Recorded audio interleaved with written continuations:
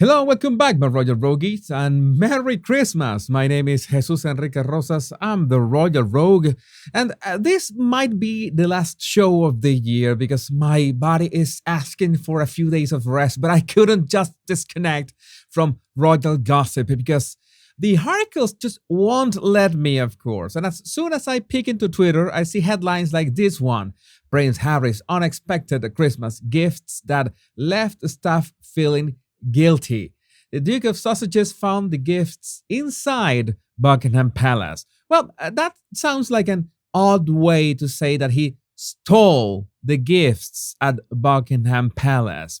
And Prince Harry revealed he managed to organize two sentimental Christmas gifts for staff moments before officially stepping back as a senior member of the royal family. In his book, Spare, the Duke of Sausages revealed himself, his wife Meghan Markle, and two senior members of staff were hunkered down deep inside Buckingham Palace on 8 January 2020 as they prepared a draft statement to release on Instagram. And despite being a few days past Christmas, Harry was feeling festive and wanted to show his gratitude to those close to him when he stumbled across a Christmas tree near the main stateroom. I went out into the hall.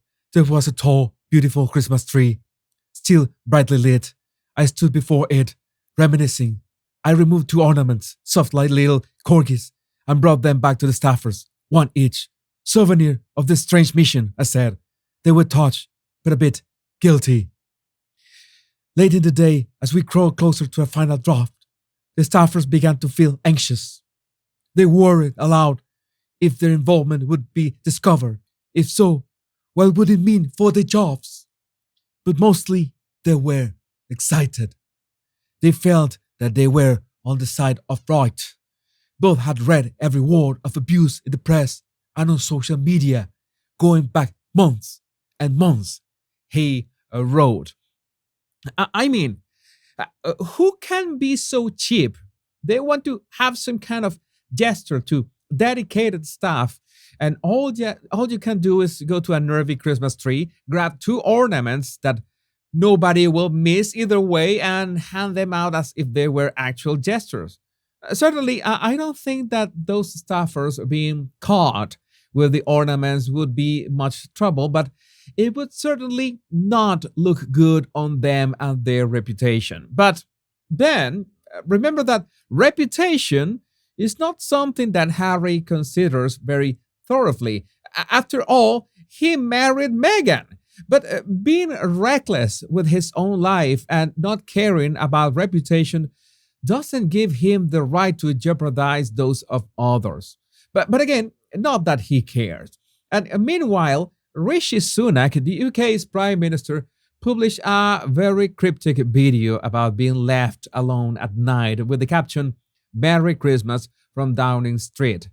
And since my rogues have noticed that I've been taking a few days off, it seems that you decided to have your 2 cents about the possible meaning of this skit. And let's go for in extrema res and start at the end. Near the end of the skit and in the middle of the night, Sunak receives a phone call. And then he answers, Harry, you've got the wrong number, and then hangs up. Now, the problem with the name Harry and the UK is that there is no shortage of famous characters, both in fiction and in real life, that respond to that name. But only one of these Harrys have been linked to some annoying telephone calls to the UK over and over again, and also the protagonist of very good memes in that regard. So it's not a stretch that Sunak is making a joke about the Duke of Sausages, given that the Ginger Whinger has been constantly calling Sandringham to see if he's still invited for anything in these days. Also, this Harry is the one who's been in the headlines for all those lawsuits that I have lost count, with all those phone hacking claims. But you know that the Sausage Squad couldn't stand the husband of their queen was remotely mentioned in a joke, so they weaponized Twitter's community notes to make it seem like it was not Gingerbread, but instead Harry Cole, the political editor of The Sun since 2020. I'm going to tell you, maybe they got a point just for the reason that the call happens at the number 10 press office. So it makes sense that a political editor from a long standing tabloid would be the one calling, right? But let's pause for a second and just think about this. How many people do you think know who Harry Cole is, and how many people would infer that Harry is the infamous Duke of Sausages?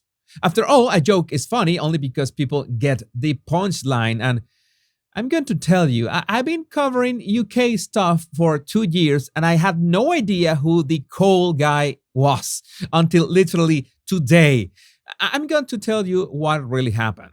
It's that Sunak made the joke about the Ginger Winger, but included the press team shot and suggestion just to make a bit ambiguous in case the joke got too much hit.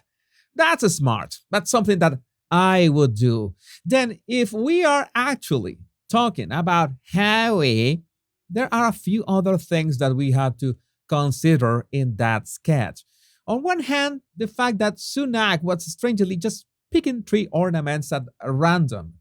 Don't tell me it doesn't look like the reference in Harry's book Spare, which, by the way, you might say that anything on that book is not news because it's close to 1 year after its publication, but you have to remember that nobody actually read it. Most people just went for the reviews or skimmed through it. So yes, this could be a reference to that Buckingham tree stealing episode. And talking about the odd product placement of Coca-Cola, well, we already know from a long time ago that Harry and Coke are a match made in heaven. So there's that. There's the reason behind the uncomfortable and totally not appropriate for a prime minister product placement. And this sparked a good dose of memes, such as this one shared by With Eyes Wide Shut.